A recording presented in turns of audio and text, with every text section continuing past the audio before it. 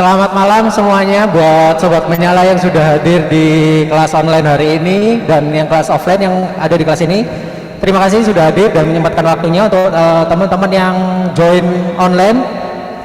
Terima kasih sudah join via Zoom. Hari ini kita akan ada kelas nih dengan tema Real Estate Invest with Asset.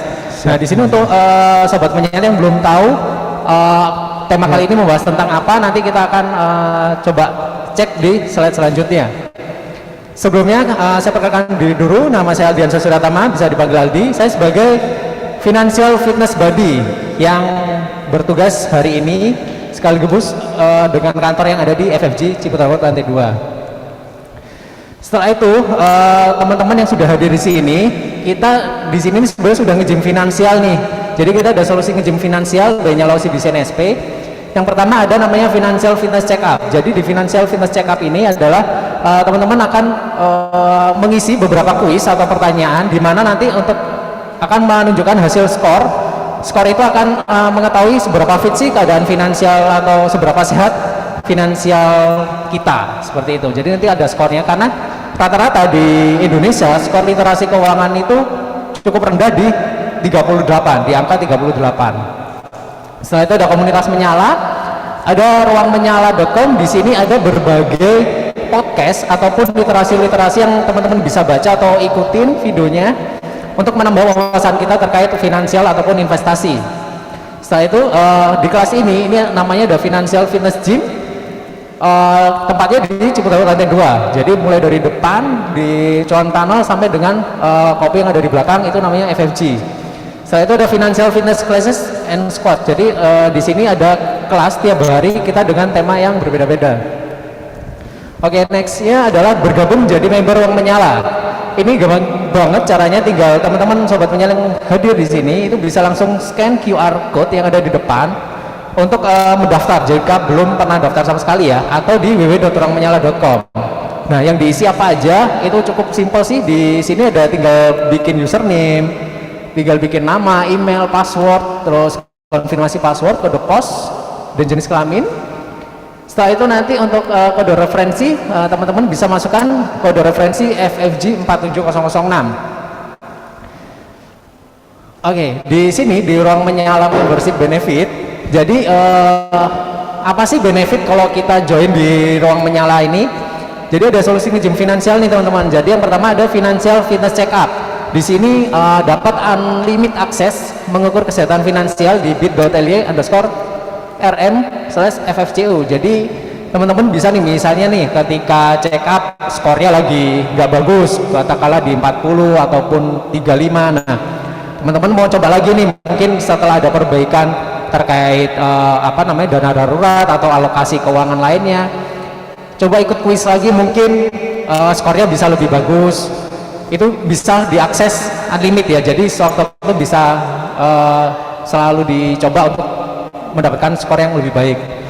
Setelah itu ada Financial Fitness Classes. Ini juga unlimited akses ke kelas finansial, ini setara dengan 10 juta per tahun.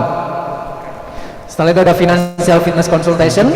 Ini ada sesi konsultasi bersama Certified Financial Planner setara 1 juta per tahun. Di sini juga bisa konsultasi dengan Nyala trainernya juga. Setelah itu ada konten akses di ruangmenyala.com. Jadi semua akses konten di ruangmenyala.com, ada guidebook, video, kelas, artikel, dan podcast. Setelah itu ada akses ke Financial Fitness Gym. Jadi bisa teman-teman mau datang, mau sambil ngopi, sambil kita sharing atau sambil konsultasi, itu bisa. Kita ada unlimited akses dan visit di Ciputat lantai 2 Mall Extension. Setelah itu ada bonus poin seru juga terkait pembukaan rekening dan transaksi-transaksi lainnya hingga 35.000 poin seru atau setara 700.000 per tahun. Setelah itu cek kondisi keuangan dengan Financial Fitness Check Up. Nah, jadi nanti buat Sobat Menyala yang hadir di sini ini itu bisa scan barcode-nya juga nih atau di https://bit.ly/rm/ffcu. Setelah itu, nah kenapa kamu harus konsultasi? Yang pertama bisa meringankan beban pikiran. Jadi ketika konsultasi kita bisa sharing ke Nyala trainer ataupun teman-teman Nyala coach yang tersertifikasi untuk financial planner. Setelah itu bisa melindungi masa depan kamu, setelah itu bisa membuat hidup lebih nyaman, tidak akan mengambil keputusan keuangan yang salah karena sudah dikonsultasikan sebelumnya, dan tidak akan merasa bingung akan masa depan karena kita sudah tahu nih tahap-tahapannya. Setelah misal kita belum pernah punya dana darurat, coba deh dana darurat itu fungsinya seperti apa, kegunaannya kayak gimana. Di konsultasi ini kamu akan mendapatkan yang pertama, jadi tahu nih kondisi nyata keuangan kamu saat ini. Setelah itu ada bisa tahu bagaimana cara memperbaiki keuangan kamu tanpa asumsi, jadi tidak kira-kira, jadi tetap ada by data ya, sesuai dengan kemampuan dan kebutuhan finansial. Setelah itu bisa punya rencana keuangan kedepannya nanti akan seperti apa.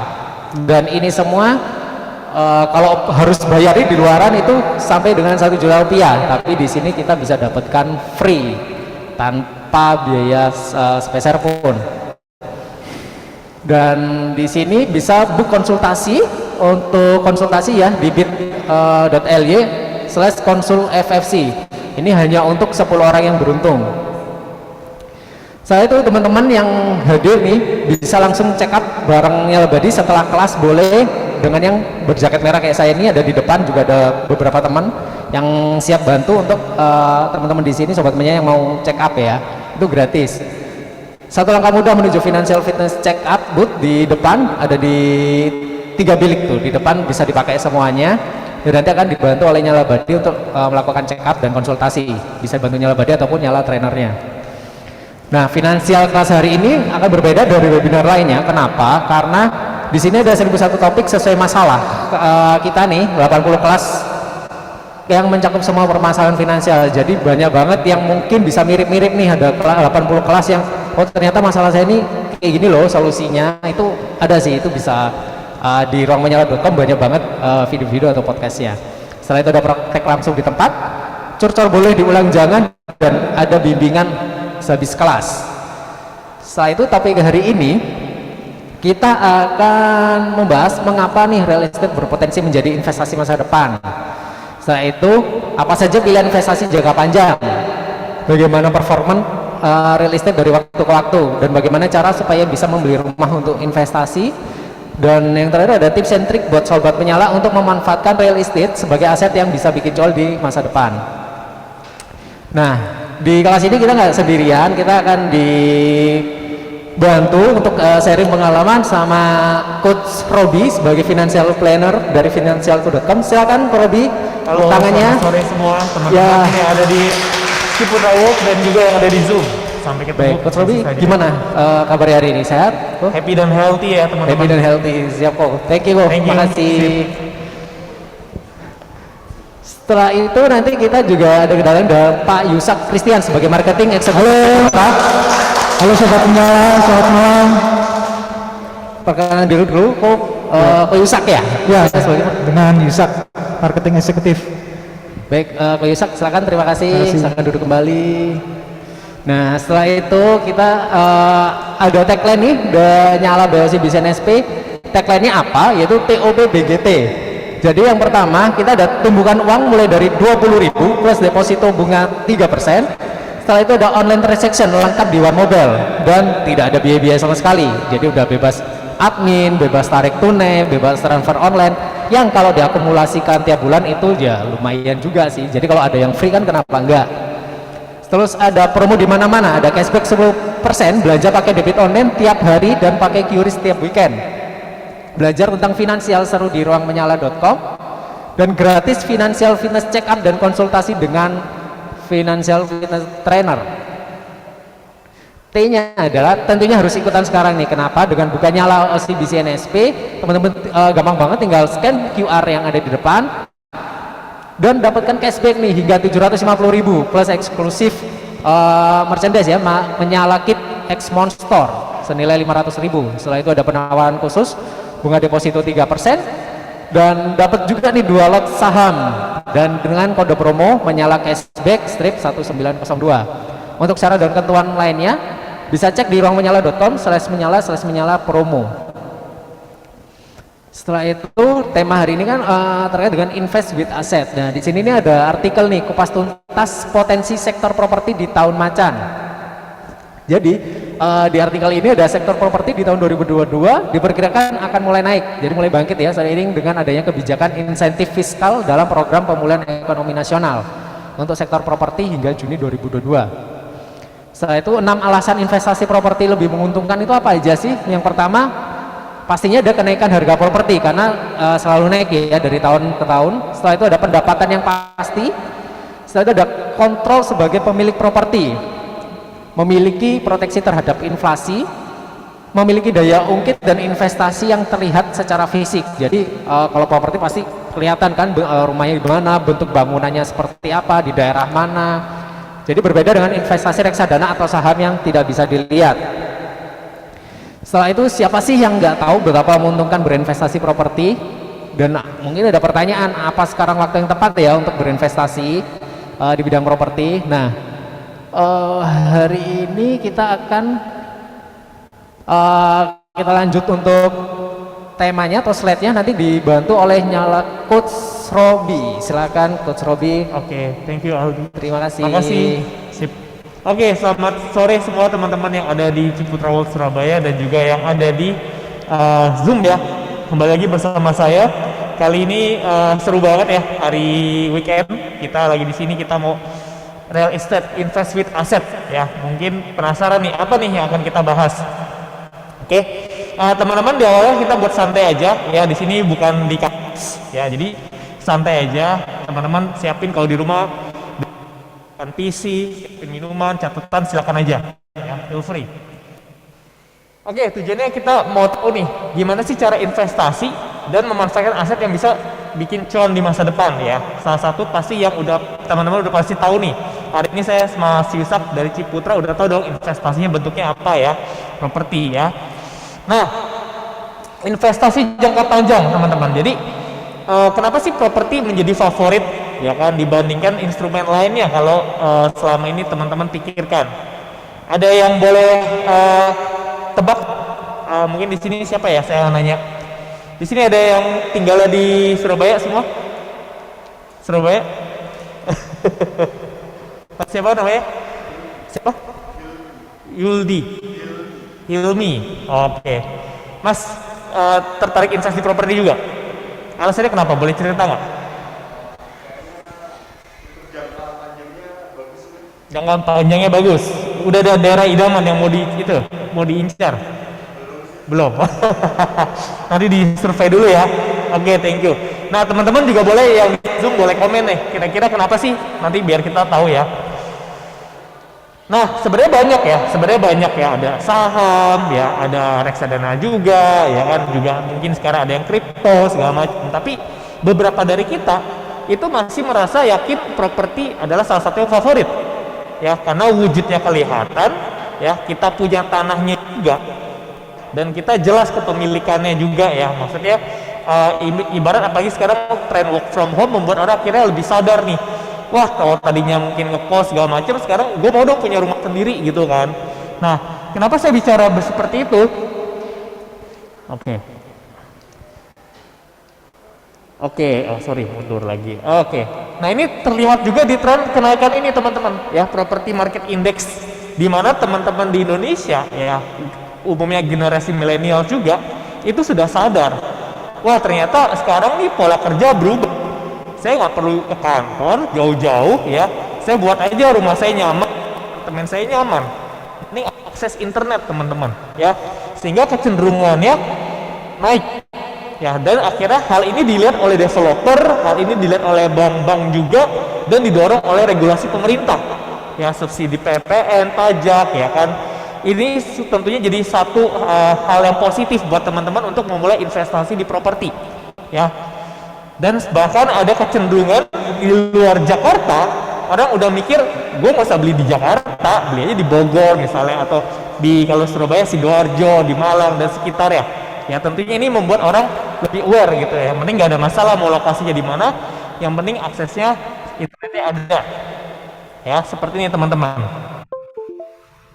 Nah, kenapa sih orang tertarik untuk investasi properti nih? Ya kan? Karena ada dua hal yang didapat teman-teman. Yang pertama adalah secara capital gain. Ya, maksudnya apa nih, Rob? Oh, sorry.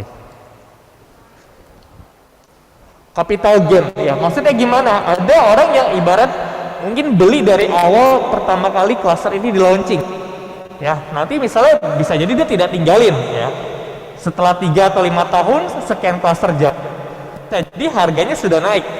Ya, apalagi kalau itu sudah didukung oleh pembangunan sekitarnya, misalnya akses tol, ya kan, pusat pendidikan, pusat perdagangan dan seterusnya, ya.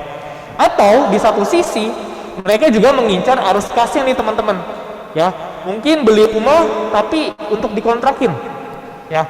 Atau juga sekarang lagi tren beli properti lain, misalnya ruko tapi dijadiin cloud kitchen, ya. Atau tadi punya apartemen dekat kampus disewain, dapat rental fee tiap bulan, sehingga angsurannya bisa dikurangi dari angsuran cicilan tersebut.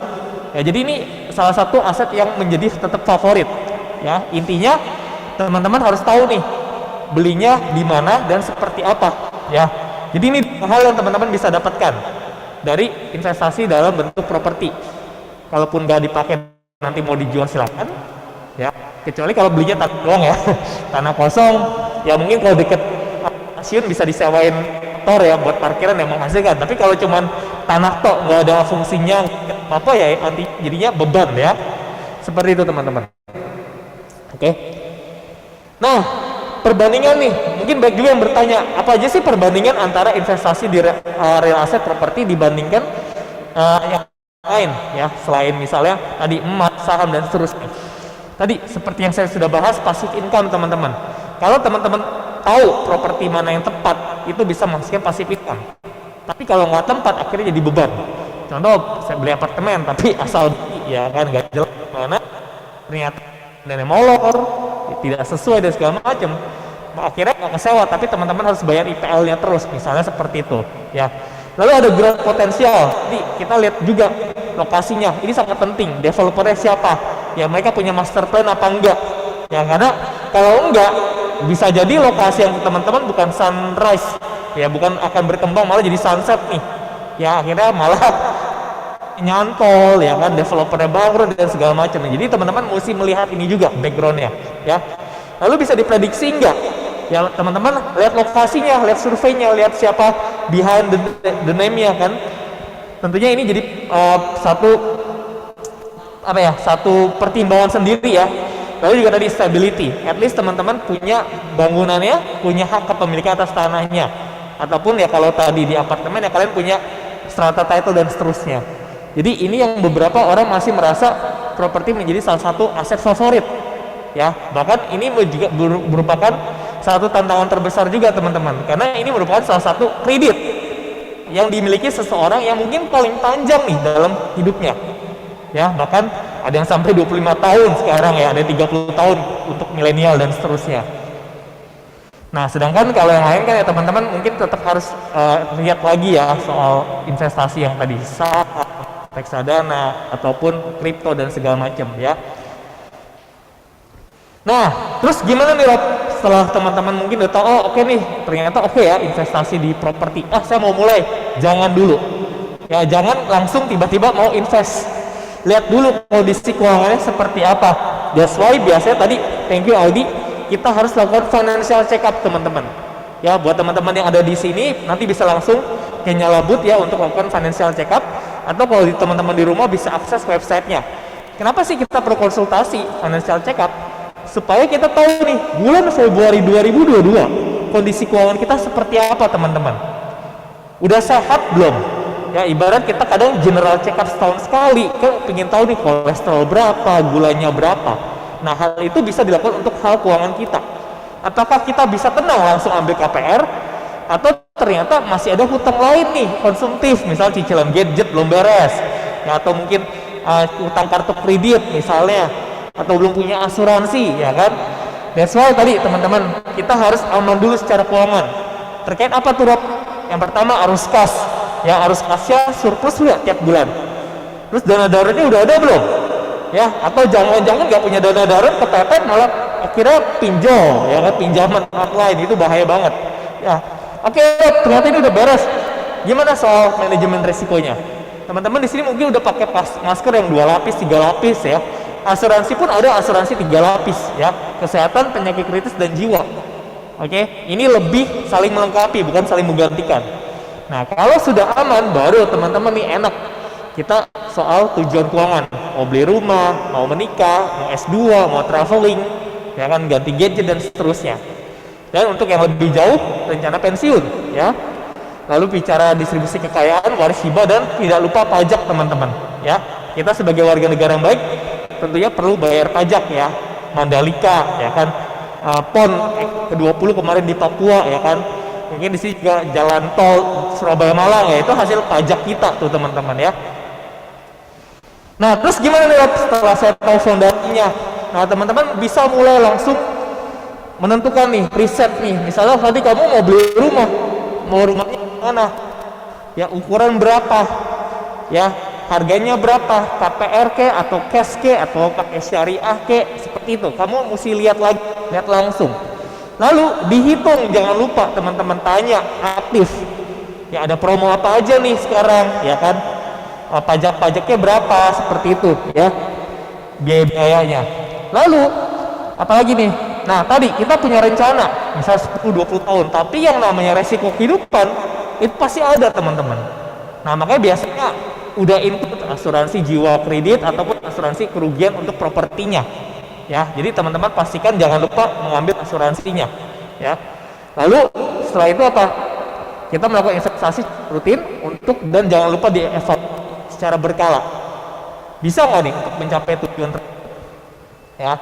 Nah, contohnya sekarang nih pasti penasaran ya, saya penasaran nih kira gimana hitungan yang dilakukan untuk membeli properti pertama, ya. Ada pertanyaan, wah gimana nih ya, kalau uang cash sih gampang, teman-teman, uangnya cash ya tinggal beli gitu, tapi pasti rata-rata sebagian besar beli secara KPR. Setuju nggak, teman-teman? Ya, pasti di sini juga OCBC memfasilitasi nih teman-teman yang itu juga dipermudah, ya. Nah, ini kasih contoh. Misalnya harga rumah saat ini misalnya 700 juta nih, teman-teman. Ya. Berapa lama lagi nih kita akan membeli? Misalnya yang 48 bulan alias 4 tahun lagi, ya, untuk ngumpulin DP dan seterusnya. Misal uang sudah dimiliki 100 juta. Terus tiap bulan saya kurang lebih bisa menginvestasikan 3 juta per bulan, ya. Jadi dengan income seperti itu, ya. Lalu ada berapa lagi penghasilan bulanan saya misal 10 juta, ya, DP rumah saya mau ngejar 20%, teman-teman, dan periode KPR-nya kurang lebih 15 tahun 180 bulan. Asumsi bunga KPR 5%, ya, tentunya nanti teman-teman disesuaikan aja di rumah, karena setahu bank-bank lagi banyak juga, ya, promo fix dan segala macam, boleh dicek, ya. Jadi ini asumsi kita 5%. Jadi clear, ya, harga rumah 700 juta, ya, maunya 4 tahun lagi, ya, sambil ngejar DP segala macam, uang yang udah ada 100 juta, dan yang bisa diinvestasikan 3 juta dari income 10 juta. Nah, dari sini gimana nih Rob selanjutnya? Enak banget, teman-teman, tinggal input, ya, nanti akan ada keluar seperti ini. DP rumah akan ada kenaikan pastinya, ya kan, karena harga rumah pasti naik 4 tahun lagi, nggak mungkin sama, ya. Asumsi kenaikannya adalah 10% per tahun. Nanti tinggal di cross check nih sama Mas Yusak, bener nggak Mas 10% atau bahkan bisa lebih, ya, kalau nggak disisihin, nggak ngejar-ngejar nih rumahnya, kan. Nah, perkiraan total hutang KPR nanti kurang lebih di 834 juta, dan asumsinya kurang lebih cicilannya kurang lebih bisa sampai 6,5 juta. Nah, kalau cicilannya 6,5 juta, apakah penghasilan kita 10 juta masih cukup? Kayak ngeri, ya. Itu udah 60%. Mau nggak mau sehatnya sebaiknya minimal 18 juta, ya. Jadi kurang lebih 30%-nya untuk cicilan, karena tadi 4 tahun lagi pasti ada inflasi, harga rumah naik, teman-teman. Jadi nanti tentunya di sini pasti mikir, wah lumayan, ya, ya nggak apa-apa, justru jadi semangat nih buat teman, ya. Atau kalian yang masih pacaran juga mungkin waktunya bisa komitmen bareng nih, ya kan, beli rumah bareng misalnya seperti itu, ya kan. Nah, tentunya dengan seperti ini teman-teman udah ada gambaran, ya. Oh gila, ya, kalau 700 juta seperti itu. Nanti mungkin kalau yang teman-teman penasaran, nanti lihat aja harga rumahnya, tinggal disesuaikan aja, DP-nya seberapa besar juga disesuaikan aja, oke? Nah, jadi seperti ini tadi, ya. Nah, untuk itu tadi aja lanjutan, ya. Uangnya udah 100 juta, asumsi tagih investasi 10% per tahun, kita cuma menyisikan 1 juta per bulan untuk mengejar kekurangan DP tersebut, teman-teman, ya. Jadi wah kalau sejuta masih oke ya, pada buat mengejar kekurangan DP aja. Tapi kalau KPR lagi kurang lebih 6,5 jutaan per bulan. Oke, nah setelah kita tahu nih hari ini, wah ternyata lumayan ya angkanya ya, kalau cuma nabung doang kayak nggak kekejar nih. Setuju nggak? Setuju. Makanya kita harus bikin uang bekerja untuk kita lewat investasi. Kalau nabung, uangnya di bank, uangnya tidur, kita yang kerja. Maunya kan uangnya juga bisa kerja pada saat kita tidur. Dengan cara apa? Investasi. Nah, di berikut ini ada beberapa pilihan ya, instrumen investasi yang bisa dipilih disesuaikan dengan tujuan, berapa lama waktunya, dan rata-rata return investasi, dan juga berapa besar pajaknya teman-teman ya. Jadi dari awal saya selalu ngomong, tentu dulu tujuannya, berapa angkanya, baru pilih kendaraannya ya. Produk-produk ini adalah kendaraan untuk mencapai tujuan keuangan teman-teman. Jadi jangan pusing dulu pilih kendaraannya.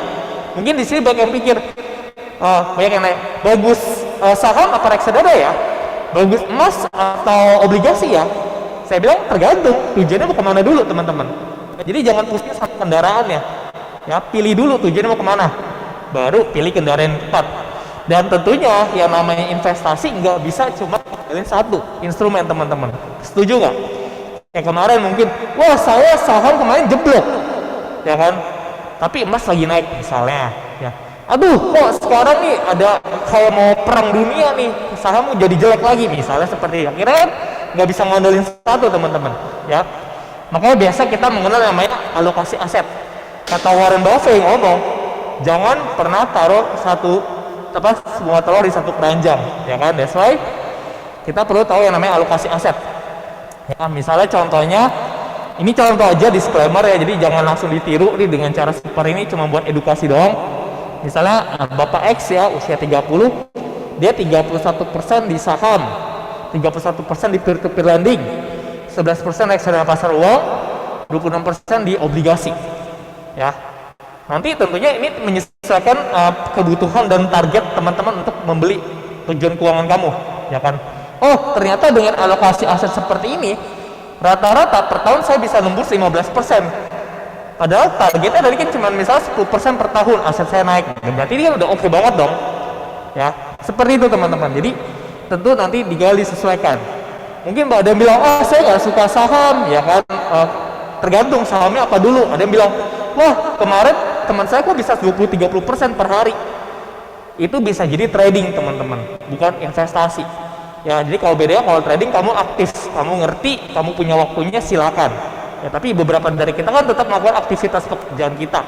Ya, jadi lakukan aja investasi saham. Jadi kita bukan fokus di saham ya, gitu. Jadi itu tinggal disesuaikan dengan kemampuan dan tujuan kamu juga. Oke, teman-teman.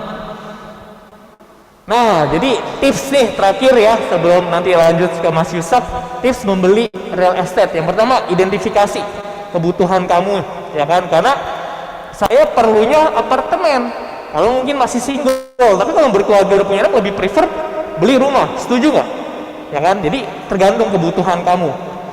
Terus tadi ya udah cari real estate sesuai kebutuhan ya kan, datang ke pameran atau event. Bahkan sekarang udah enak banget ya, kalaupun teman-teman takut datang offline, ada virtual tour ya, bisa lihat langsung by virtual di developer besar ya. Tadi manfaatkan program pemerintah nih, ada subsidi PPN, pajak, juga keringanan ya kan. Lalu hitung dan bandingkan ya. Tinggal nanti balik lagi ke teman-teman ya, punya budget berapa, DP-nya berapa, kesanggupannya berapa lama, dan seterusnya. Oke, seru banget ya. Jadi udah setelah sesi ini semoga teman-teman bisa lebih aware ya. Oh kalau mau ya jangan sekedar mau, atau emang pingin ya, seperti itu. Oke, terima kasih. Saya kembalikan kepada Mas Aldi. Selamat sore.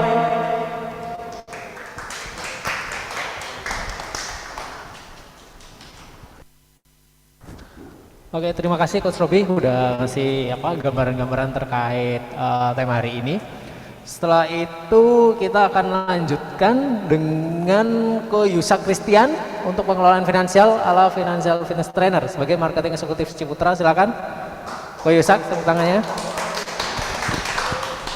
Terima kasih. Halo, selamat malam teman-teman yang di Ciputra World, juga teman-teman yang ada di Sahabat Menyala, yang ada di Zoom. Selamat malam, semoga kita semua sehat-sehat selalu ya. Terima kasih untuk kesempatan kali ini yang sudah diberikan kepada saya, Yusak, sebagai marketing eksekutif dari Citra Harmoni Sidoarjo, Ciputra Group. Oke, saya mulai aja ya. Saya kira mic ini sampai saya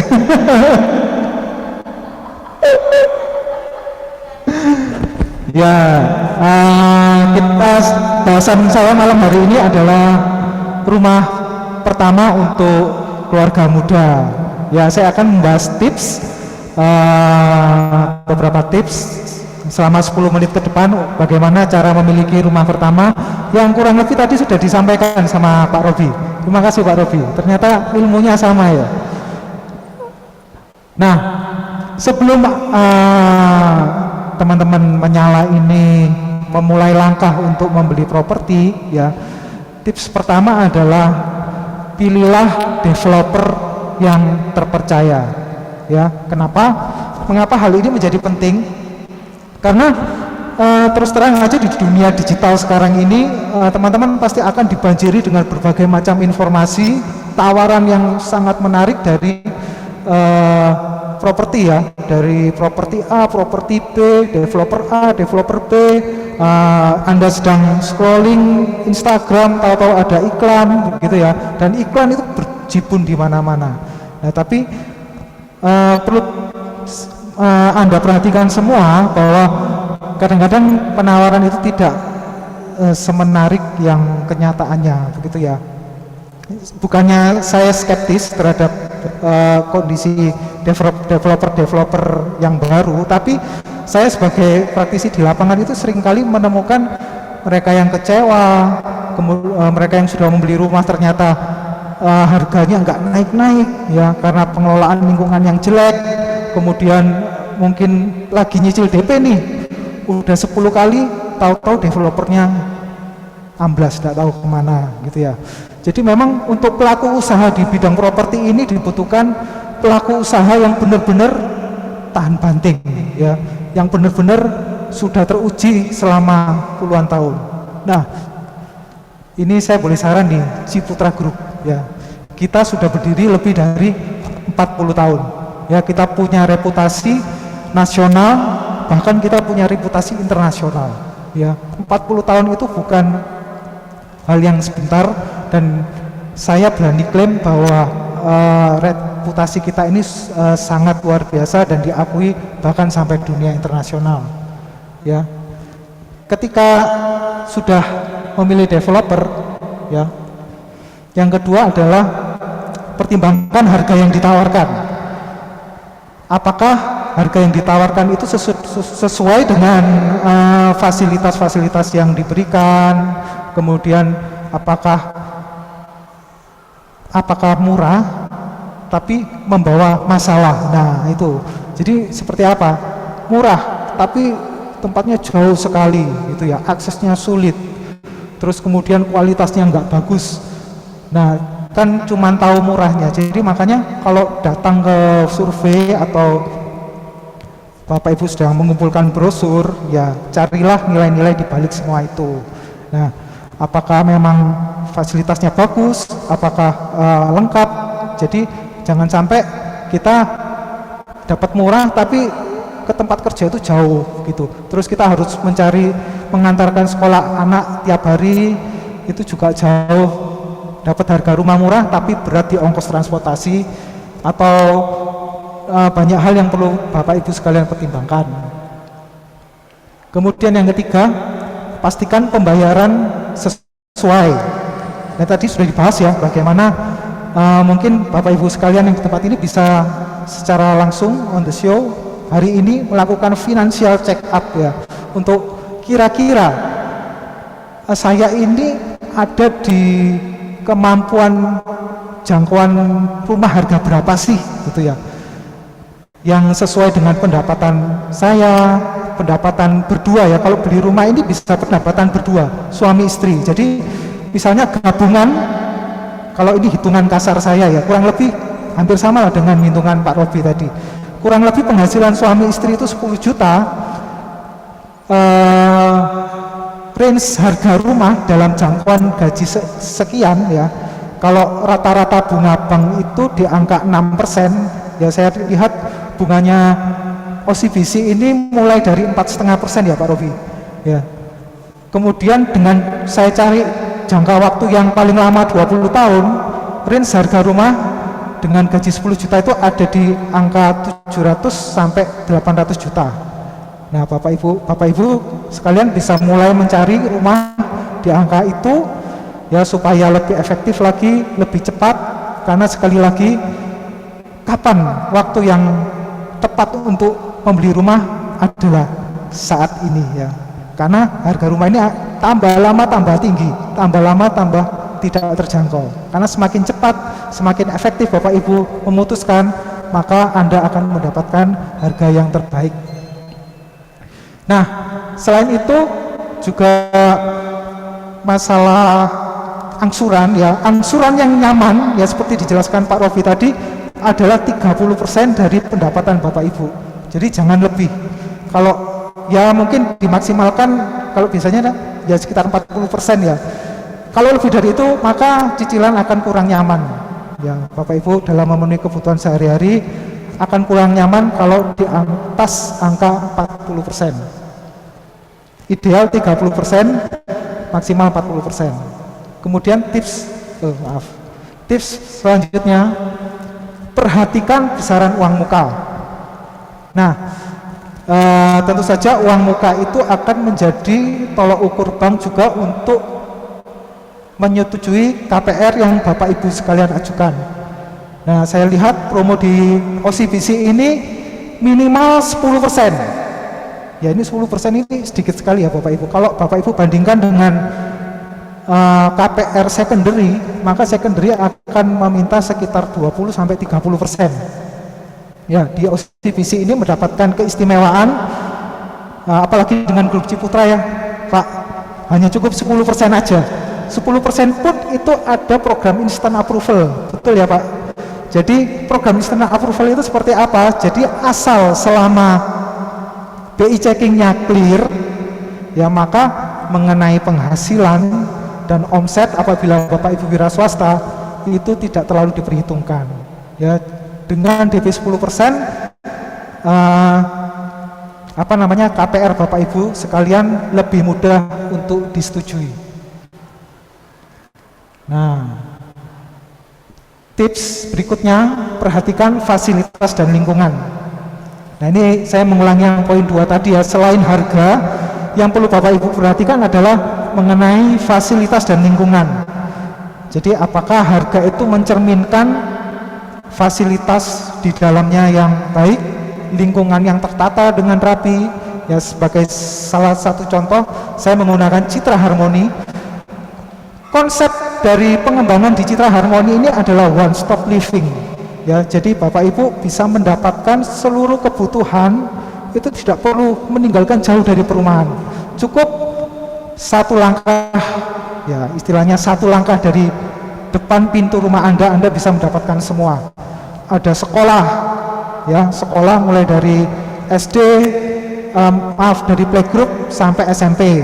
Kemudian ada rumah ibadah, ada masjid, gereja, ya yang terdapat di dalam kompleks. Jadi bapak kalau misalnya muslim Jumatan ya tinggal berangkat dari rumah jalan kaki aja gitu.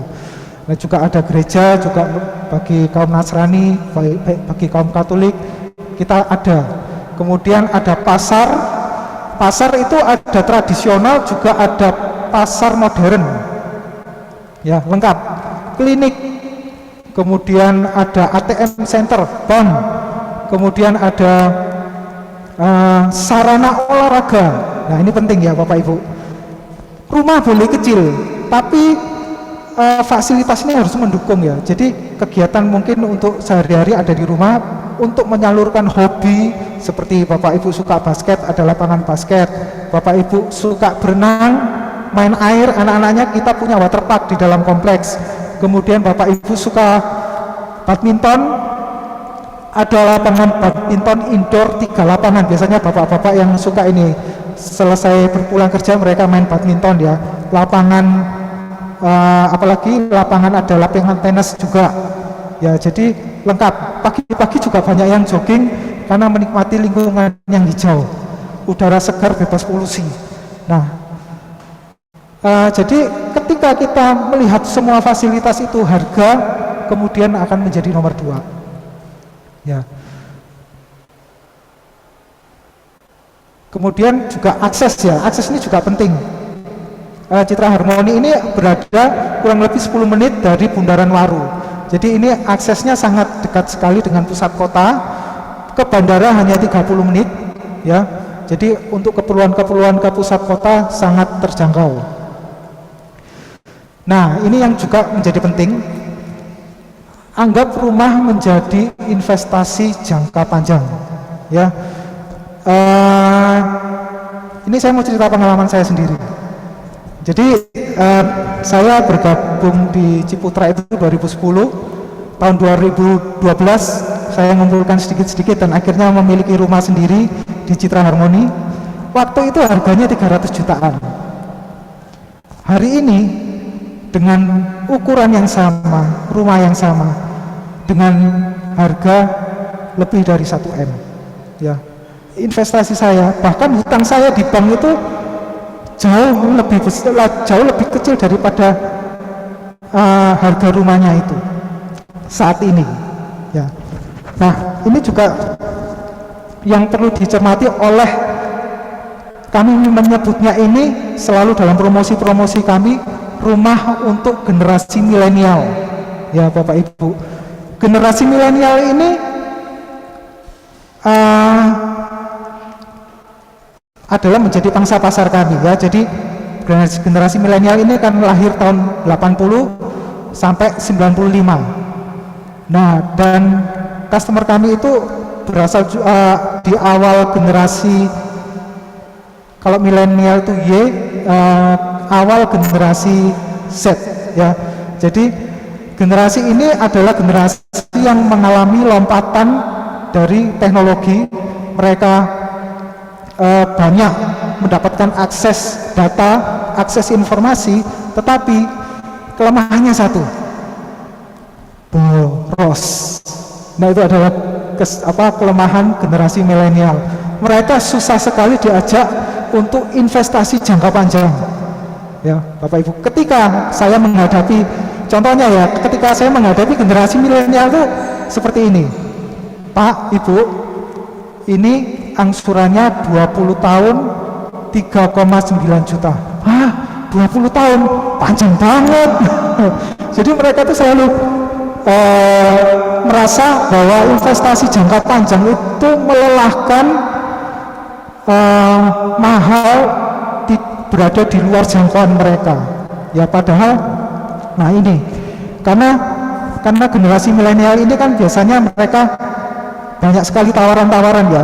Ketika mereka scrolling Instagram, lagi cari informasi mengenai rumah, tiba-tiba lewat Surabaya Bali 3 hari 4 malam 3 juta saja, bisa dicicil kartu kredit 24 bulan.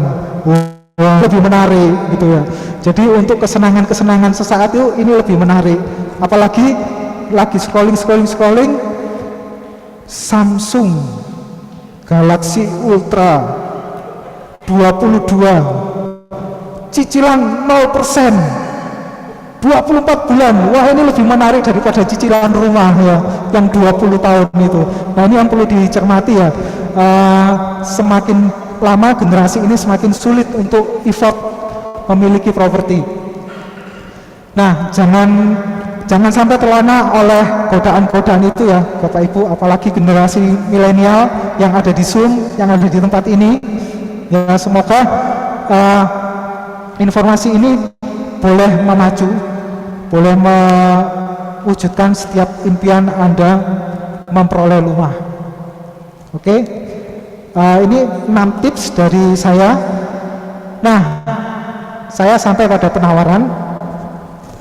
Seberapa sih harga rumah di Citra Harmoni ini? Nah, ini adalah satu tipe baru yang kita sedang promokan bulan ini, tipe Belmont, luas tanah 91, luas bangunan sekarang yang available tinggal yang tipe 49 ya, yang 2 kamar. Ini harganya adalah 890. Tapi begitu ada promo dari pemerintah diskon PPN 50%, harganya ini dari 890 tinggal 840. Bersama OCBC DP cukup bukan 39 ya, maaf 10%, berarti 84 juta. Cicilan dengan bunga yang paling rendah 4,5%, kita subsidi lagi 2%, tinggal 3,9. Nah, ini sangat terjangkau sekali untuk milenial. Dibandingkan cicilan HP, mending beli ini ya. Oke, ini berada di klaster yang paling depan, paling premium di Citra Harmoni, dekat dengan gerbang utama. Ya, itu lokasinya bisa dilihat, gerbang di jalan rayanya, jadi jalan raya nasional ya. Kemudian lokasinya benar-benar di depan pintu gerbang perumahan yang baru. Oke, ini akhir dari presentasi saya. Di akhir ini saya mengucapkan terima kasih dan saya mendoakan semoga Sobat Menyala dilimpahi berkat ya yang luar biasa, sukses karir, sukses usahanya, dan bersama OCBC NISP Sobat Menyala bisa membeli rumah tentunya di Citra Harmoni Ciputra Group. Terima kasih, selamat malam. Saya kembalikan ke Pak Adi. Iya. Terima kasih Pak Yusak untuk infonya. Jadi kalau teman-teman yang di sini yang mau beli rumah bisa langsung kontak nih, namanya Ko Yusak. Jadi mungkin mau tanya-tanya dulu, mau tanya cicilan, price list dan segala macam, bisa langsung ke Ko Yusak ya. Setelah itu nextnya adalah oke, kita sampai dengan tahap Q&A. Mungkin ke Coach Robi sama Ko Yusak boleh silakan duduk dulu di sini. Oke, untuk Sobat Menyala yang hadir nih offline hari ini, mungkin ada pertanyaan terkait tema hari ini untuk Ko Yusak ataupun Coach Robi, mungkin ada yang mau tanya nggak teman-teman atau Bapak Ibu? Kayaknya nggak ada ya. Oke, baik. Ini ada pertanyaan untuk Coach Robi sama Ko Yusak ya. Jadi pertanyaan ini sama nih dari Pak Bagas, ini peserta online. Oke. Pak Bagas ini pertanyaannya adalah, kalau beli rumah terus dijadiin kos-kosan, termasuk cara investasi properti kan, selain dijadikan kos-kosan, ada cara lain nggak biar properti yang kita beli ngehasilin? Mungkin Coach Robi dulu silakan. Oke, Pak Bagas ya di Zoom. Oke, thank you Pak. Bisa, itu jadi kos-kosan merupakan favorit ya so far ya, rata-rata. Tentunya harus dipastikan dulu kondisi saat ini gitu, karena banyak juga kos-kosan yang kosong sekarang. Orangnya pada masih di rumah gitu kan, jadi perlu diperhitungkan lagi nih ya, kamarnya berapa, terus juga biaya investasi setup untuk kos-kosan berapa, perlu dihitung berapanya ya kan. Nah, alternatif lain saat ini justru banyak yang dijadikan cloud kitchen, teman. Pak Yusak ya, Ko Yusak ya. Pak Bagas, sorry. Pak Bagas. Nah. Ya, jadi itu bisa jadi alternatif ya, karena sekarang banyak banget usaha-usaha makanan yang sistemnya lewat ojek online ya kan. Jadi dia nggak perlu fisik, jadi dia perlu cloud kitchen. Nah, itu bisa jadi alternatif yang buat menjadikan investasi di properti menghasilkan ya. Mungkin dari Pak Yusak mau menambahkan, silakan. Ya, saya rasa kita ini sekarang tinggal di zaman digital ya. Banyak sekali aplikasi-aplikasi yang membuat kita kerjasama ya, seperti Oyo, Ya. kemudian Airbnb begitu ya. Itu bisa kita kerjasama, jadi untuk memasarkan rumah ini sebagai rumah kontrakan, bahkan rumah untuk singgah sementara ya, seperti hostel, itu mungkin sangat mudah sekali untuk zaman ini. Oke, jadi untuk selain kos-kosan tadi juga Ya bisa untuk homestay begitu. homestay. Oke. Baik sih. Terus ada pertanyaan lain ini untuk sebentar. Pertanyaan online ya, ini nggak ada nih namanya untuk Coach Robi. Yes. Coach, bisa nggak sih invest di reksadana aja? Jadi invest itu cuma di reksadana aja ini untuk beli properti. Nah kalau misalnya bisa harus berapa lama investnya, Coach? Oke, jadi nggak ada masalah ya. Kan tadi tinggal disesuaikan. Reksadana kan luas banget nih. Ada reksadana campuran, ada reksadana pasar uang, ada reksadana pendapatan tetap, ataupun reksadana saham. Jadi yang disesuaikan adalah berapa lama lagi kamu mau beli properti, gitu kan. Kalau emang kurang dari setahun sebaiknya reksadana pasar uang, ya kan. Tapi kalau mungkin 3 sampai 5 tahun ya bolehlah reksadana pendapatan tetap ataupun campuran. Jadi kan nanti kamu ada lihat dong targetnya mau berapa persen nih aset kamu berkembang untuk DP itu terkumpul, ya kan. Nah itu nggak ada masalah sih, nggak ada masalah gitu. Oke Coach, berarti sebenarnya kalau kita ini kan tidak ada yang tidak bisa ya Coach Robi ya. Jadi mau caranya kayak gimana dengan pola yang seperti apa itu tetap bisa ya. Jadi walaupun untuk beli properti dari reksadana pun bisa. Boleh ya Coach ya. Gitu. Tinggal apa tadi reksadananya kan luas ya. Tepat nggak nih? Jangan sampai misalnya jangka pendek, ya kan. Misalnya mau beli rumahnya kurang dari setahun, tapi masukin reksadana saham gitu. Itu kan nggak ideal. Malah bukannya surplus malah minus nanti misalnya seperti itu. Siap. Terima kasih Coach Robi. Ini untuk pertanyaan dari siapa ini? Dari Pak Rido untuk Koyusak. Ya. Pertanyaan adalah kalau memang rumah mau dijadikan kos-kosan atau pendapatan tambahan Niko, itu rumahnya saya beli dengan hutang, ya kan? Ikut KPR nih misalnya. Nah, sebaiknya berapa persen margin antara KPR rumah dan pendapatan dari sewanya? Jadi gini, Marginnya.